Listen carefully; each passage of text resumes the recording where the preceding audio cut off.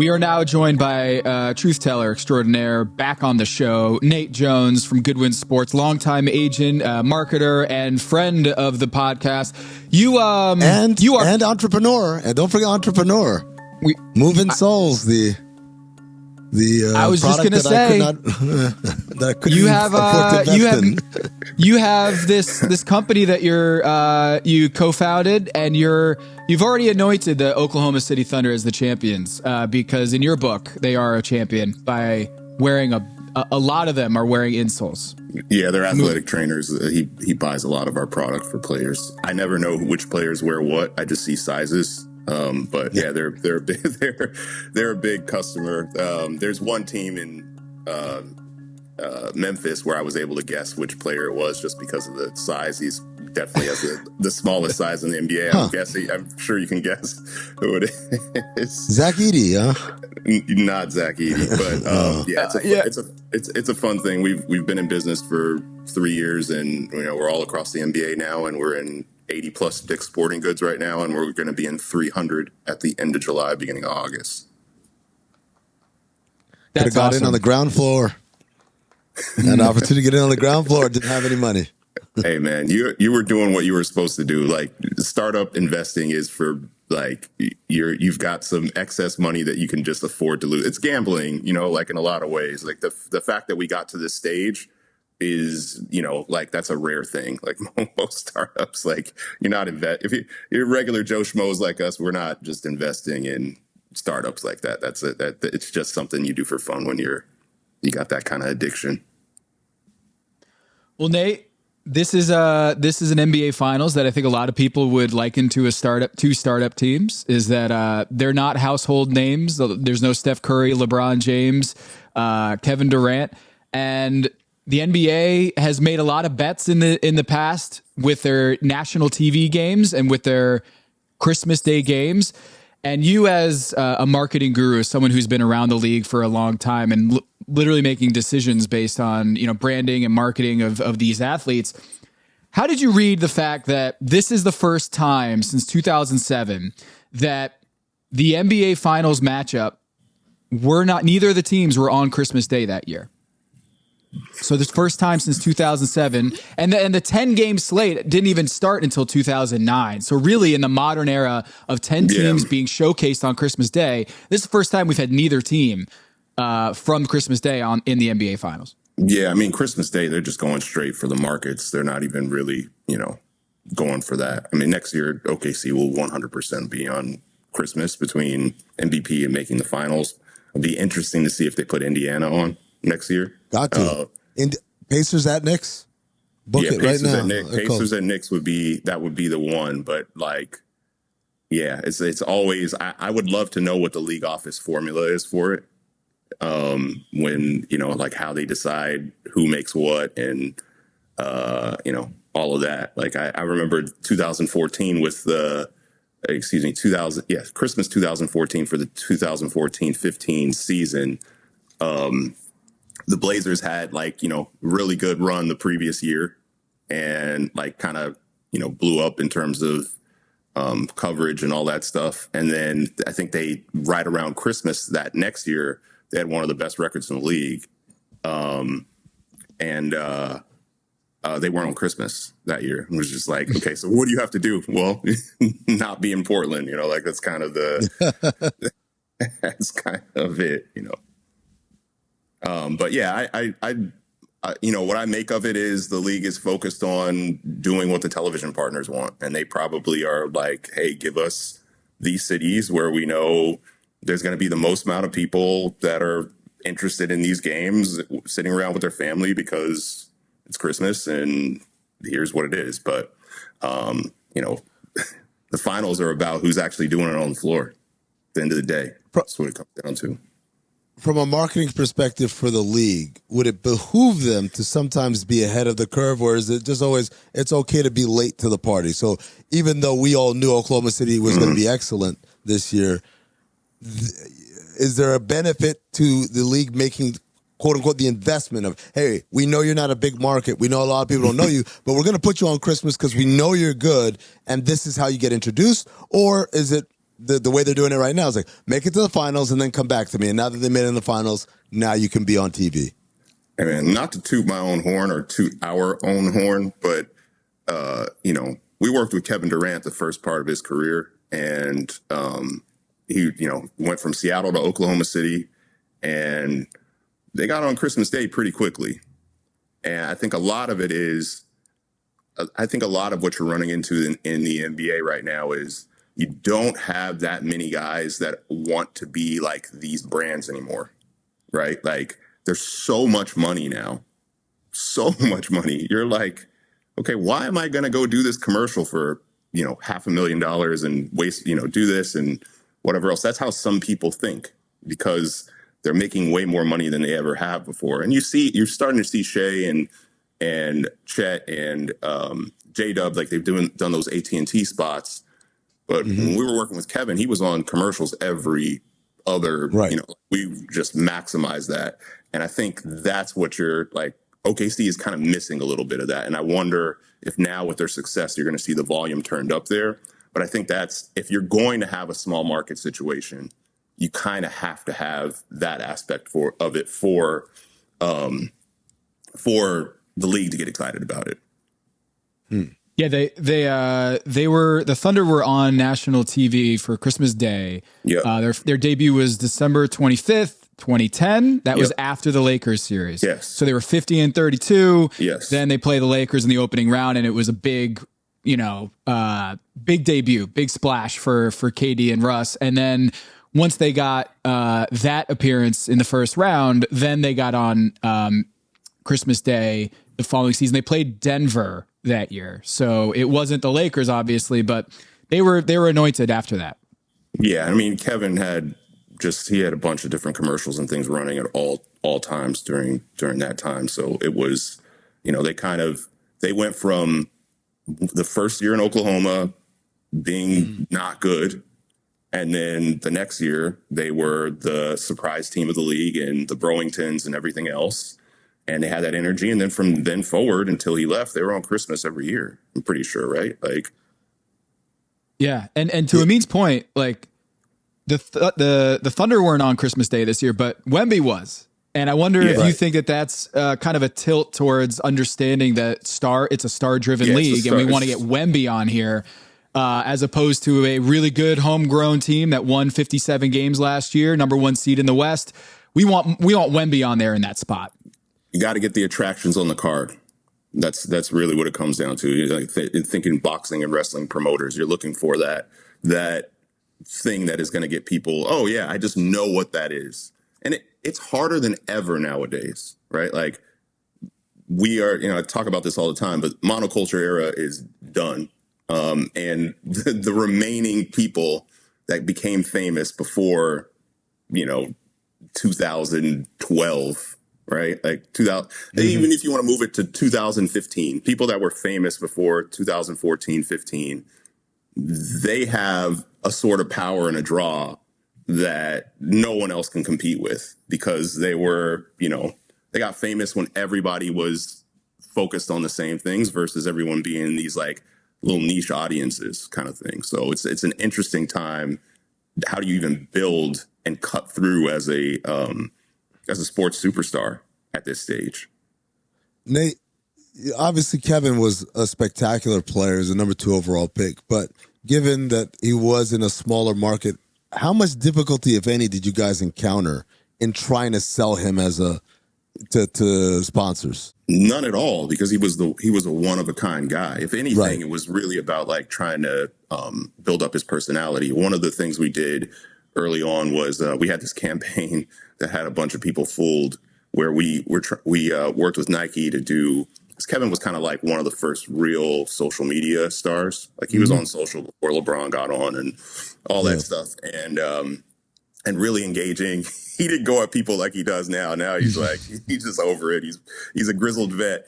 But we had this campaign called The Superstar Next Door.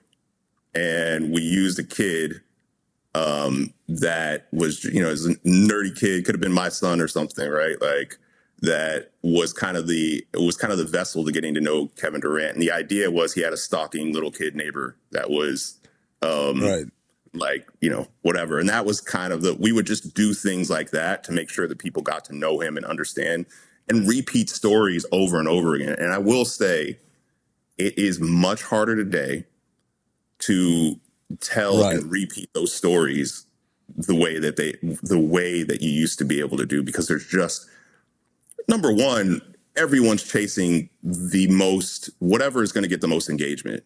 There rarely is like the softer story out there anymore. It's just like, what is the most controversial and salacious thing that's going on versus, oh my gosh, look, this cute neighbor is like, a little kid is bothering Kevin Durant and stalking him with this video. Like, what's going on? I had reporters that reached out to me. I'm not going to name them because I don't want to embarrass them. That straight up thought it was a real, like, they were like, yo, what's going on with this kid? Like, kid, tell me what's going on. But yeah, we use tools like that to really get people to know him and connect with him and love him. So Nate, given that, because it was so different, if you're looking at like someone like Shea, who is MVP of the league, on the best team in the league, they're probably going to win a championship. It's like, how much more? Yeah, the AT&T commercial is nice. How much of this is it's an uphill battle for someone in that market versus it's because Shea, maybe personality-wise, isn't quite as outgoing as some other kind of, more like an Anthony Edwards, for example? Yeah, I mean, that's part of it. It's harder. Like, Shea is like this, got that like wholesome thing, like he's like up there crying about his wife and his he's got that thing, which is awesome. But it's like, we're just in the, like, I don't want to say we're in the degenerate era, but we're just in this era of like that, like, who cares? Like, like, we need a scandal around Shea. We need something to make him a little edgier. And just, it's not even like, just the edginess and like he's not a shit talker, and maybe he is, but we just don't know about it. Right. Like, where Anthony Edwards, we know he talks shit to fans, to players, to whatever. And it's in a way that, Anthony Edwards has that, I guess I would say the one thing that cuts through is like the Charles Barkley type personality, right? Like, there's something about someone with a country drawl that like doesn't give a fuck that people love. I don't know what it is. It's the Stone Cold Steve Austin, Charles Barkley personality, right? Like, I am who I am, accept me for whatever, and I'm testosterone driven. And I think that cuts through any era, right? But the old like PR mechanisms that you could get to, for your grandma to get to know you and love you and whatever else, like, it's harder. Like, how do you even access those audiences today, where everything is so fragmented? Whereas before, everyone read the same things, watched the same things, and where you were going through that same funnel, and we're in this niche era that's just completely different. To hear you talk about that, it made me think of the Trial of Luca campaign thing that they did for Jordan Brand.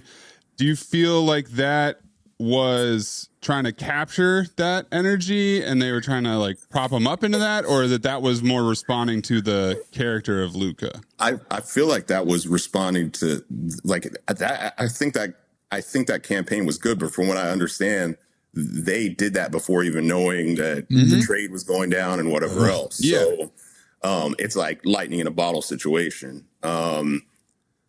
Luca's hard because he just doesn't want to be, it's obvious he doesn't want to be that guy. Like, you want to pay me to wear shoes? Okay, of course I'll do it. Like, but he's not like, I don't see the desire to be like this crossover marketing superstar, right? Like, guys, I mean, I'll give you an example, like DeMar DeRozan versus Dame Lillard. DeMar does, like, he loves sneakers. There's things that he loves and he'll do and whatever else, but he's not necessarily excited to be like associated on that level. He's gotten way more into it as his career's gone on. But like Dame, from day one, it was like, yeah, I can do all this, commercials, anything you want to do, any interviews, he just has that personality to him. So yeah. That's part of like the beginning of the lore of Damian Lillard, right? Before he hit any kind of clutch buzzer beater for the Blazers, he was the guy that was, oh, you guys want me to do the appearances? Because every NBA player has like, I believe it's like 4 to 6 appearances that they have to do mandatory. Yeah. And I think 3 of them are team, and then like 3 individual. But then what a lot of people don't know is these mandatory appearances are paid appearances. Yeah. So every time you do one above and even the ones you do are mandatory, the ones you do above and beyond, you get a nice little check. And so I think that's the story. Like Damian Lillard early on was like, I'll do it. And maybe some of the other guys, the vets, were like, they didn't want to do it. And next thing you know, he's already embraced the community a whole lot more from being out and about. Yeah, I mean, I joke with people when I want to get something signed. I tell him what it is, and then I go, yeah, you have this much in your DocuSign right now, like, and he even to this day, like, it could be $30,000, and he's like, I get the notification like 5 seconds later. Like, he's just, that's the type of guy he is, and he's like about his business and on top of it, and whatever else. So. I think it takes the personality to want to do that. And there's nothing wrong with either side. Like trying to force Tim Duncan. I say Tim Duncan had a more outgoing personality than he liked to let on. I would from what I've seen, he's probably a funnier dude than people even, know and recognize. But it's just like, you can't force someone to be something they're not. It's like asking Tim Duncan to be KG is the most outgoing, can get into any situation. He's going to pull the boom mic down. Like he's that guy, right? Like Tim wasn't that guy. So what, like the comparisons and expecting them to be that person is pretty difficult. Nate, how much influence does the NBA have as a league, the league office, have in the marketing of today's NBA stars and NBA teams compared to the KD, when you were working with KD, like David Stern versus Adam Silver, and just the business environment that we're in today and social media? How much influence can the NBA have? Well, so I don't know if you guys have ever dealt with the player marketing department for the league, but it's run by a gentleman named Michael Levine, who's awesome, and most of the players love him. I don't know if you guys follow Jim Ice, social media photographer, all that stuff on on Instagram, but he'll have a series where he'll feature Mike doing like ridiculous things sometimes. But he's kind of over all of that, and he's at the end of the day, there's only so much you can do based on like educating the players, letting them understand the opportunity, all of that. But we're in this world where, number one, the myth of social media is like, I always say, like, your fit pic that you post with a random, like, rap bar is not marketing. It's not PR. It's not a brand. It's not like teaching, fans about you and building community and all that stuff. And because, you'll hear this argument, like, you don't need media anymore because you have social media. And that's not the case at all. Like the way if you're using social media in a creative way and really doing actual content around it, real storytelling, all of that, yes, that is valuable and can be traditional media like. But if that's all you're doing, no, it's not actually building anything. It's not storytelling. It's not making people like you. It's not whatever. So you're combating an era of guys making a lot of money and not seeing necessarily the value of whatever they're getting for their marketing appearances or whatever else versus, their time.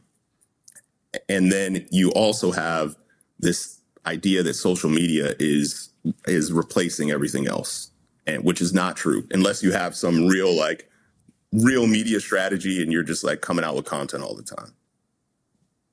How do you see this inside the NBA thing rolling over at ESPN? It seems like they just want to do the Pat McAfee model, right? Okay, you guys tell us when we're on and we hit go and we do what we want and y'all don't tell us anything. And if you do, then it's going to be a problem. Now, if that actually happens, we'll see. But, it seems like they're interested in, they've been y'all have seen for years, they've been trying to fix this pregame and postgame and, halftime model forever. I think a lot of it as others have mentioned, has to do with, ESPN is just trying to like commercials. Like NBC, one of the first things they did was say, hey, we're going to start showing starting lineups again. And I think a lot of times when people think about sports, they forget about all the details that matter. Like, I know you guys aren't WWE fans, but like the pageantry is like half the battle, right? As a kid, especially as a kid, when you're trying to acquire customers and get them excited about what they're watching. As a kid, man, I used to turn the volume all the way the hell up and hear my mom complain, like, dude, turn that down for anytime the Bulls starting lineup was shown, the Knicks starting lineup was shown. Is that the nostalgia? Because it's not nostalgia. When I see the clips, man, I'm just like, Mike, I get goosebumps watching those clips from the 90s on NBA on NBC. Well, yes, that's nostalgia. Yeah, Tom, because you were a kid. But Nate's saying for the next generation, we need to give them something to have nostalgia for. Yeah, we don't have. There is no, like, the pageantry has been taken out in order to like extract every dollar, right? Like, that is like, and then you go into these situations where you're like, oh yeah, the players don't care about this anymore, or they don't care about that anymore, or whatever.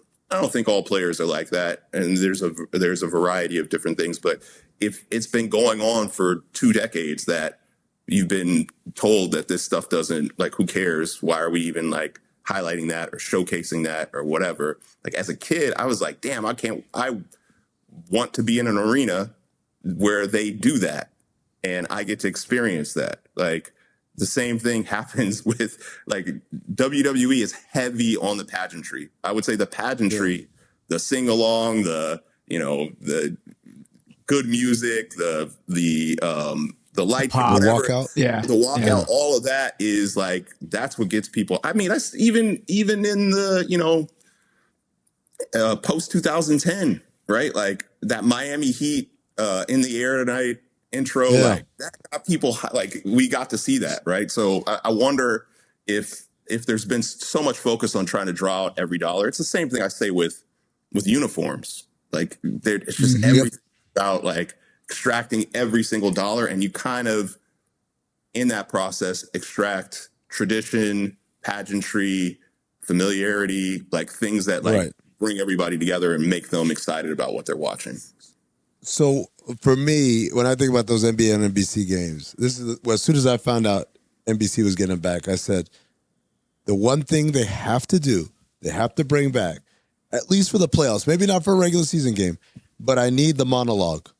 The preamble monologue we're setting up, because you want to talk about pageantry, right? The Rockets Suns Game 7, where they're talking about Charles Barkley is looking for his first championship, and then it says across the way, Hakeem Olajuwon has won his title, but the banner in the summit hangs not for Clyde Drexler, right? Like, they gave you the stakes right there, and you're like, oh my God, this is like the be-all, end-all. I need all this.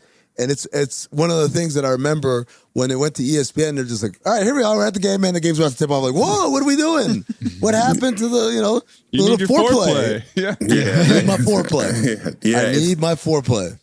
Yeah, man. Who's going to give the monologue without Bob Costas? Yeah. Who's the next monologue guy? Yeah.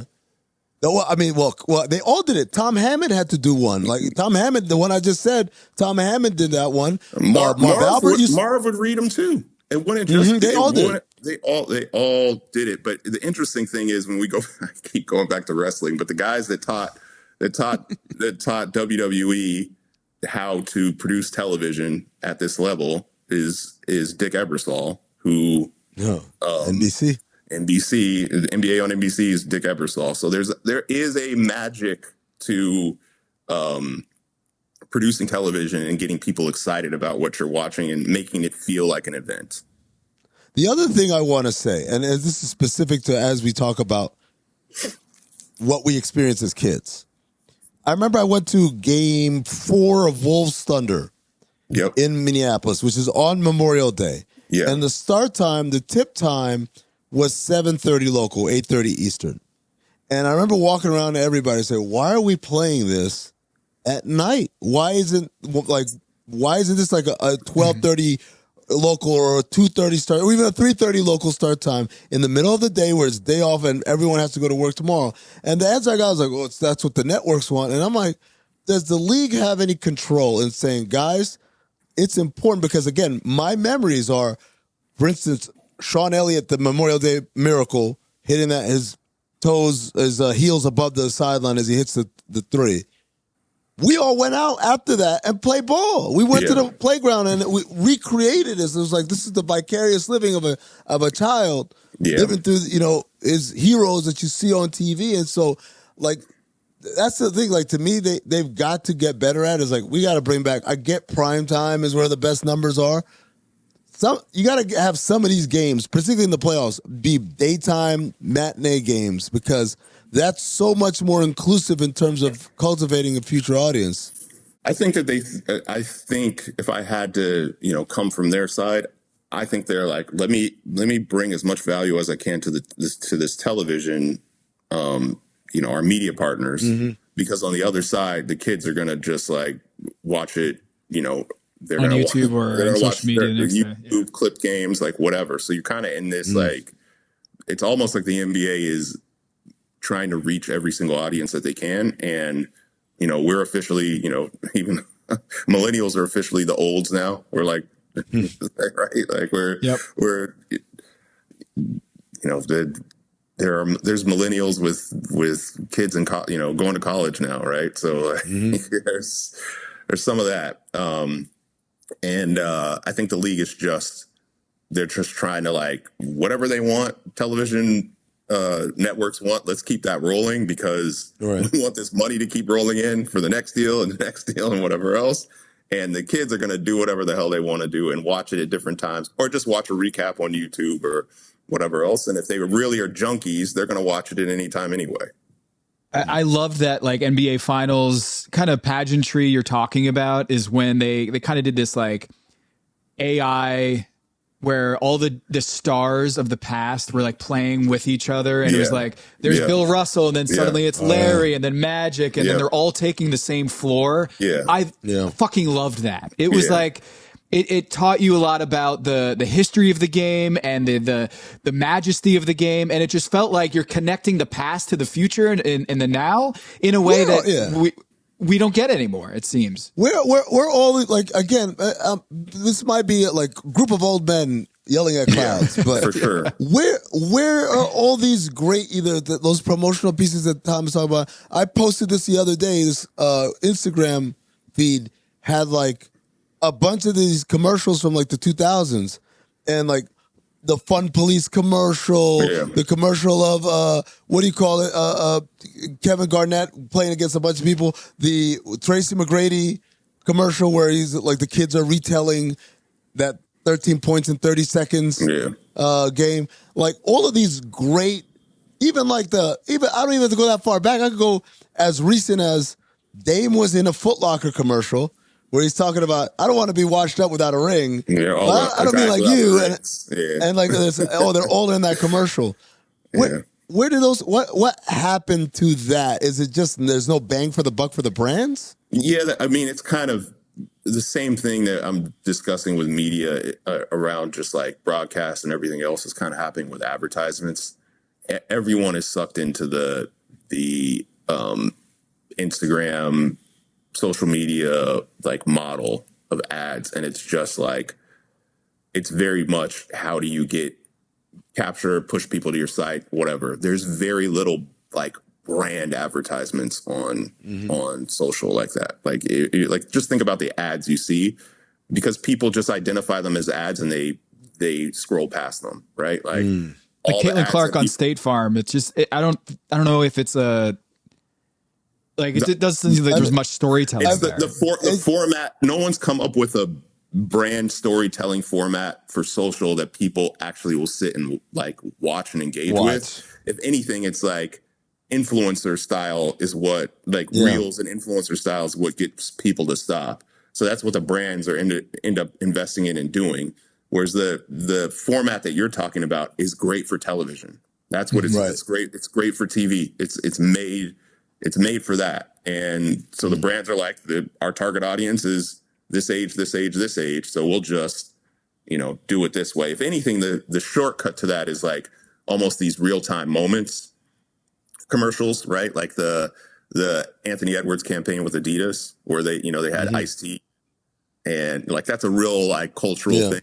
Okay, the guy got dunked on, so we got to do the chalk outline and whatever else. Yeah. So that is like a like highly produced brand content that they figured out how to make it more social and real time and whatever else, so the people share and interact with it. But like a commercial, what we were used to growing up is we would see the same commercial over and over and over and over again. Like, does that work? That doesn't work on social. Like, you've seen it once or twice, and then you're just like, I don't want to see it again. Like, that's it. So it's more like, it's like I never thought about it that way. Yeah. It's like a wave of content versus everything at the same time, Nate, the TV commercials right now, like the Shea Gilgeous-Alexander AT&T commercial, the Caitlin Clark State Farm commercial, they are the lowest hanging wings. Well, I'm just Wingstop with Jalen Green. The lowest hanging fruit, like there's no effort level. Because of what I've described. Hold on. The counterpoint.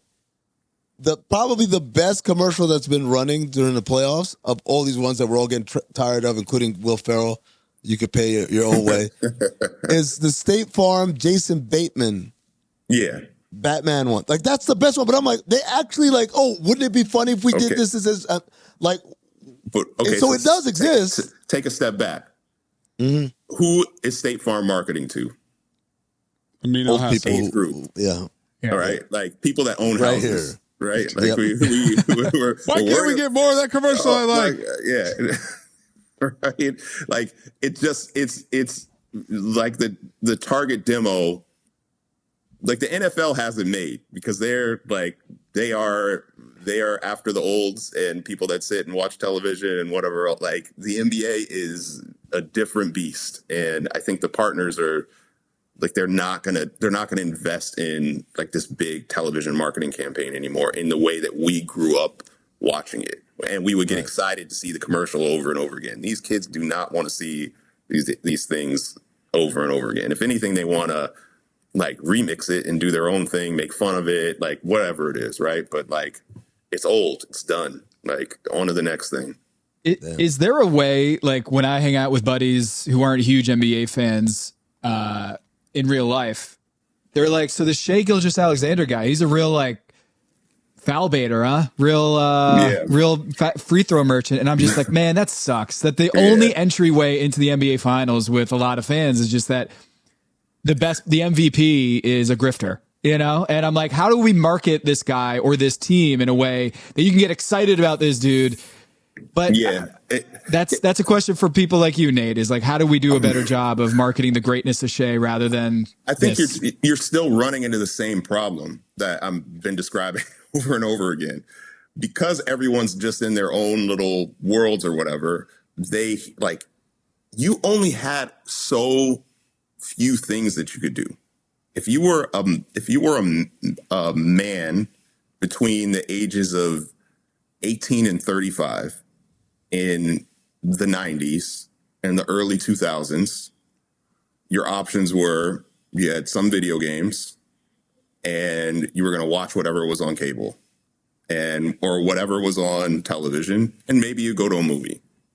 Now there is endless stuff that's distracting you that you can get into.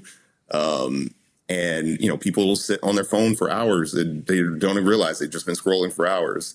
That has nothing to do with that stuff. So like when a lot of times when people are hearing about this, they're people that used to be in the like traditional male, like big time media loop of I watch football, I watch baseball, I watch basketball, I watch whatever. And now they're like, I don't really, maybe football is the one thing I watch. And like, I used to like the NBA, but I kind of hear about it as like a thing on the side now. So they're hearing whatever the gossip or whatever has rose to the top at that moment, not necessarily, just because they've been like, they're so disconnected that all they're hearing is like that stuff. That's what you're dealing with today. And unfortunately, a reel on Instagram of Shai Gilgeous-Alexander foul baiting and flailing is going to get a lot more shares and a lot more engagement than like a nice turnaround fadeaway, right? Oh my gosh, it's like that's where there's so many things that don't have context now. It drives me crazy because I'm very much like, my memory is insane. The thing that got me into the NBA, I forgot to mention this when Amin was talking about things that got him excited. I went to a preseason game in 1990-91. So I was 9 years old, and it was before the Lakers, the season that Michael Jordan won his first title. And the NBA, they used to hand out pamphlets and things that you would keep because you didn't have the internet to like have access to all information. They gave out a handout, and it had every finals, every champion in NBA history, every finals MVP, and every MVP. And I studied that thing like it was it was just gold. And like you had to actually know your stuff. And like, if you were a fan, you kind of knew what's what. And now it's like people are so disconnected that someone can just say anything and you'll be like, that's not true. I see stuff on podcasts where people make up stuff about what happened and why, or people from their own career that don't remember exactly what happened or what year this happened or whatever else. And as long as like someone famous said it, or as long as someone that has like a following says it, it becomes Bible at that stage, right? Like that's what you're competing against. I don't know if I've asked you this before, Nate. What do you think of Ballsack and Centel? It's so weird to me that people get excited about like someone posting bullshit. Like I don't get it. I get the what I do. I think I like the idea of like trying to. I think when Ballsack started, they were talking about like, I'm showing you that this is what you're dealing with. How easy it is.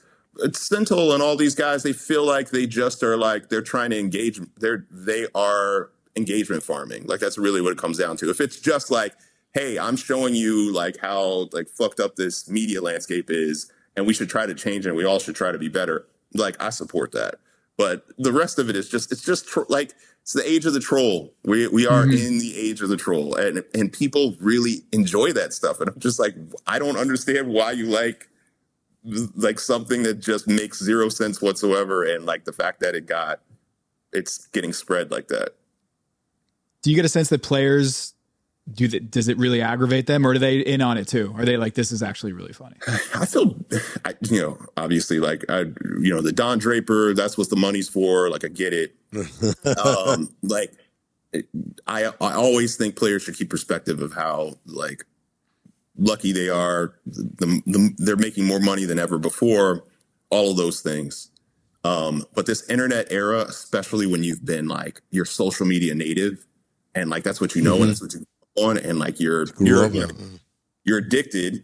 So you're just trying to do what you've done your entire life, and you're on these feeds, and it's just people like roasting you, telling you this, saying this about whatever, making up things about like, it's a mind fuck at the end of the day, right? If you don't have the strength to be able to pull yourself away from that and not pay attention to it, not let it, how do you not, you have to be like a super person, like totally mentally tough. And you're talking about, a lot of times you're talking about 23, 24-year-olds that they're just getting into their, adulthood and their, all of that. So it's a lot to deal with, I think, for some of these guys.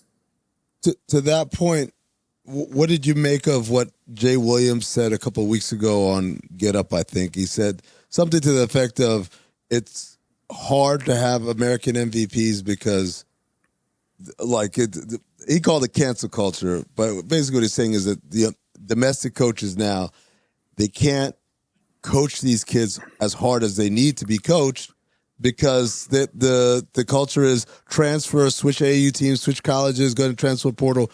Then there's no kind of reckoning for having to come to grips with constructive criticism, which I think is also tied into this constant online internet brain rot that's happening, right? Whereas international players, first of all, less likely to be engaged in American internet kind of discussion, and also coming from backgrounds where they are coached hard. And by the way, finally, and this is the thing I said, I saw Jay in Minnesota and I told him this, I said, it says a lot that who's the American player who we feel like is above all that?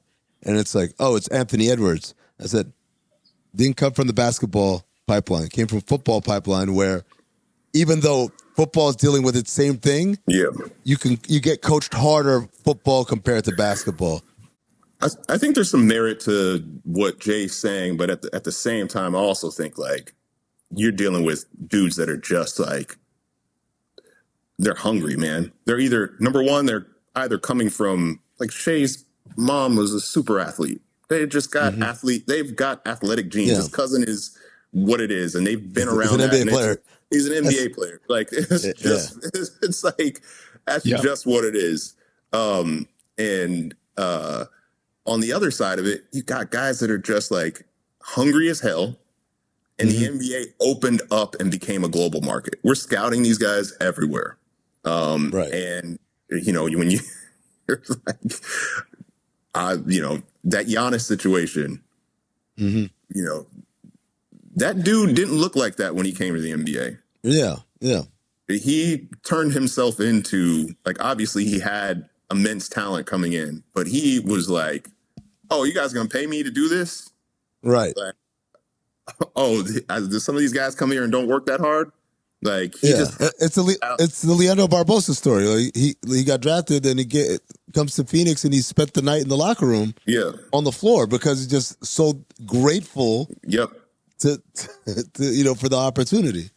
Yeah, man, and it's a different. I think sometimes in the U.S., even for people that are like, I mean, there's different levels. There's different levels of poverty, right? Like, there's working class, and you went through the working class struggle.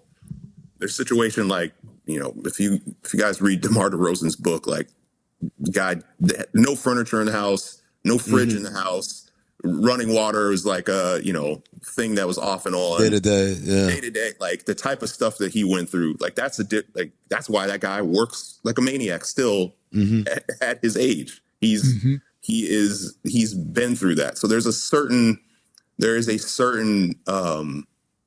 experience that I think makes it difficult. And then when you're also a child star, it's child star syndrome sometimes for some of these folks. So like the international people, obviously you have the exceptions like Luka Doncic, but for the international players, they're not getting the spotlight and told that they're famous at this certain age. This experience that I had with Dame Lillard when he came in, he was 21 when he was drafted, went to a small school, wasn't on television, just under recruit, all that stuff.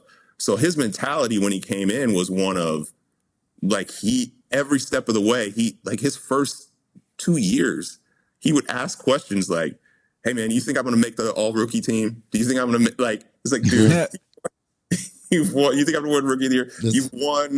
You've won rookie of the month every single month. Yes, you're going to win rookie.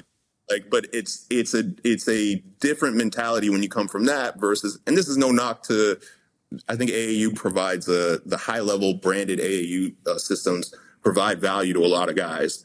But when somebody's been telling you that you are going to be it since you've been 14, 15 years old, sometimes younger, like, how do you handle that? And especially now in the social media age, you got, it's not just the people around you, it's millions of strangers. And I mean, I'm not going to get too deep into this, but grown women that are, going after these guys, they have easy access to get to them when they're teenagers, right? Like, when I was 15, 16, 17 years old, like, come on, man. Like, how would I'm 46, still fighting out here. But that's what I'm saying, man. Like, how do you wouldn't even know what to do. Like, so how do you keep that focus and that mindset through that? And it takes a very, very, very special talent and mindset to be able to do that. So I think there's a lot of different things that go into it. I don't know if the coaching aspect is so much the big deal with that, but yeah.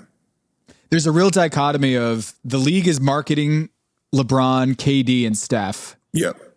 and Dame and DeMar, right? The old heads in the league. But now we have the youngest conference finalists and youngest finalists we've seen like ever, basically in the modern NBA. Yeah. How do you bridge that gap? Like, how do you market a league that it's tougher and tougher for the Steph Currys and LeBrons to make it to the final stage, and now we've got these new faces that we're trying to acclimate to? Yeah, man, it's again, we're coming back to the same problem over and over again. Those dudes are they're monoculture superstars. Yeah. LeBron, Kevin Durant, and Steph, every basketball fan in the country was watching his ascent in the NCAA tournament. Like, all at the same time, and we're all like, who the fuck is this? Oh, it's Del Curry's son? Like, this dude is amazing. Like, this dude is my favorite because he looks like a kid and he's out here killing, and he just has something about him. And we got that, and we've been locked. And then he comes to the league and does the same shit. So, and he's doing things you have never seen players do before. So we all got to witness this as we're all watching this at the same time. LeBron, the most hyped modern athlete of all time. And he exceeded the hype. And it's the Truman Show with him actually knowing that he's being, recorded and watched and whatever else. But we watched the dude grow up. At TV. We watched the dude grow up. We watched the dude grow up and become what he's become and exceed this hype. And like, you just aren't, it's just so hard to